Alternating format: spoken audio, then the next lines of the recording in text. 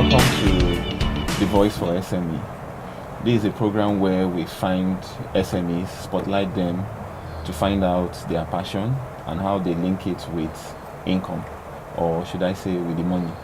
And then we find out their strategy and how it can help some other SMEs out there. My name is Nayajo Hub, and with me is Nicola Yodoku. Hello everybody, welcome to Voice for SME. Today we have Emmanuel Taiwo, a gallerist with us. We'd like to hear from you.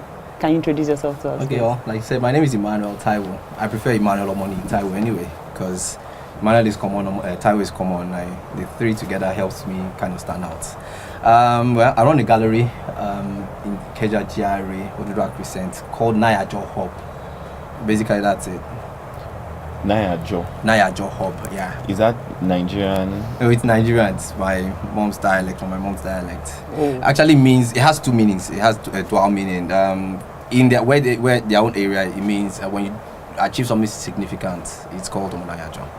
Omonayajo. Yeah, Omonayajo, that's full name. It's something significant, like you graduated, you build a house, you get married, and also the literal meaning. Omonayajo. Ayajo is early, the dawn of the day. So a child born at the dawn of the day, as in one born at the nick of time, the right time. That's what it means. Yeah. Thank you. I know you studied quantity surveyor, so why art? Yeah, well, I studied quantity surveying, quite alright, but then I used to get asked in my class, then my classmates, what are you doing here? You're not supposed to be here. It was something I went through over and over again, because it was obvious. If you knew me then, you know my passion for the arts, which goes a long way back. Could you take us through? Okay, well, I think for me, art started a long time ago. Drawing, I think for most people, just something you play with, you have fun and all that. But then I didn't really start taking it seriously until my university days. Well, for one, I think after secondary school, I wasn't really interested in formal education anymore. Oh. Yeah, because I felt we had too much junk in the system. There were some people who say it's because I'm lazy, but then I think over time I learned to appreciate some that I didn't appreciate back then, like mathematics, for instance. It helps your analytical thinking. Physics, yes, makes sense to me. I think chemistry was always abstract, and it's still abstract to me. Okay. But then, even with all those courses, I felt there was too much junk. Some things that we did not need. Just give us straight. That's me sometimes. Just give me what I need. Remove all the husk and all that. So that translated to being I wasn't really interested in formal education after secondary school. But then I couldn't tell them at home that you'll have been absurd. Well, I had a background in science. I was a science student, and then there was, in my mind, then there was no way for me to translate into art. I didn't have any advice or anything like that. So I chose a course that I believe was going to be easy for me, and then I was able to combine my arts or my music. Because so you mean quantity surveying is easy? Well, I wouldn't want to talk about that. It's an interesting course. Yeah, okay. It's very interesting. I have friends that do that practice. And it makes a lot of sense. So when did you finally transition from quantity surveying into art? Okay, that would have been after school. Although after university. Although I did try at some point in time during my course to make that switch. I remember after 100 level, because typically 100 level you're looking for me, you find me in either music or fine art departments. They were in the same area until I saw my GPA, then I resumed my department. But then I think after 100 level, I tried switching. My department wasn't one that had too many people, and then they were not so keen on releasing you. So I hit a roadblock when my HOD told me, okay, fine, you need your sponsor's consent. And I knew my mom wasn't going to consent to that, so I killed the idea. But then 300 level, I tried again. And this time I felt my mom would understand if I told her music, because we had that in my family. My dad was an organist. Everybody in my house, one way or the other, plays one instrument or the other. I have a younger brother that is a professional musician. And that happened because of me, because of what happened with me.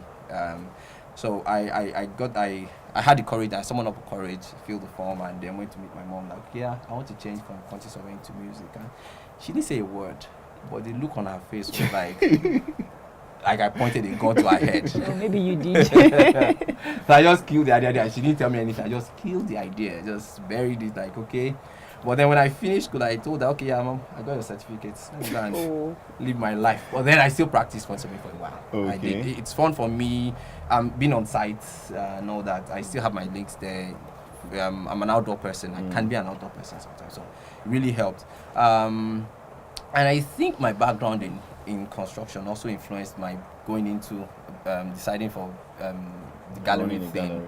Yeah, because I typically, if I had studied fine art, I probably would have just been trying to do the thing itself, do your work and all that. But then it's just, I think it's a combination, like being a hybrid, just made me. And then I saw I saw some other loopholes in the system that I felt could be filled. So that's why I'm here today. What do you do differently from other galleries? Well, differently for one, yeah, you don't have too many galleries on the mainland. For one, most of them are clustered around the Kobe VI. For a reason. I mean, that's where the big money is a lot of times. But then, for where we're starting from, we have our strategy, and I believe it's working. I believe it's going to work. It's still young. We're just starting, but we're in it for the long haul. About the strategy. No, the thing, if you look at the whole system, we don't have a structure here. We don't have a proper structure here. You mean Nigeria? Yeah, Nigeria. We don't have a proper structure. Other places you have the artist is not. Yeah, thank God for online stuff. Individual artists can do their stuff online and all that. But then to get the value as a whole, you need a system. And that's where a typical organized society, you have the artist focus on his work, doing his work and all that. He has someone maybe representing him in a gallery. I mean, your gallery space is there where you do your exhibitions and all that. And then you have other people in the system, the curators, the critics, the collectors, that are well defined. But we're getting there. We've started, we're getting there. So I see creating that system around here. There's value in it. Okay. If, for instance, we work with individual artists, for us to even work with you, we need to know you're in it for the long haul. It's not like you're playing. You're not. It's not about having been there for 10 years or anything. Okay. But we see the prospects, because there are some that come up and from interacting with them, you know that this person is in it for the long haul. So people like that, and then we help work on helping you refine your work. We have part of the program we do is helping create value for the artists themselves in education. For instance, right now we have workshops where older artists that have been in practice for a while come and help the younger ones that are still trying to find their feet, help them find their way. That creates value for them. It also helps improve their practice, that improves the quality of work they produce.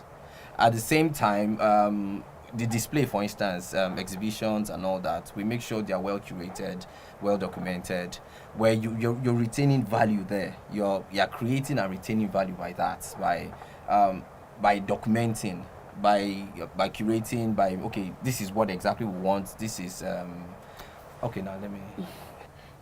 What would you, if you are standing in front of the president, what would you expect, or what would you like the government to do to support your gallery business? I was standing in front of the president. One, assuming I am now the president. I would. Okay, now, probably very serious. I'm usually not so serious, but at this point in time, I'm probably very, very, very serious. You know, the president is always serious. He's always serious, yeah. And I'll let him know that. We can do a lot of jamborees, shout here and there, but in the long run, when we're gone, we don't have all the time in this world. I mean, our time is finite. When we're all gone, some of the things that remain for the future generation to remember who they are, where they're coming from, is our art, and they shouldn't toy with that. You can do all your politicking and all that stuff, but in every sector, every state should have more than one functional museums. Should have functional museums. It's so sad, the state of our museums. Now, I was talking about a whole. Now, in an organized society, you have a system that works. fine, you have private museums, you have government-owned museums.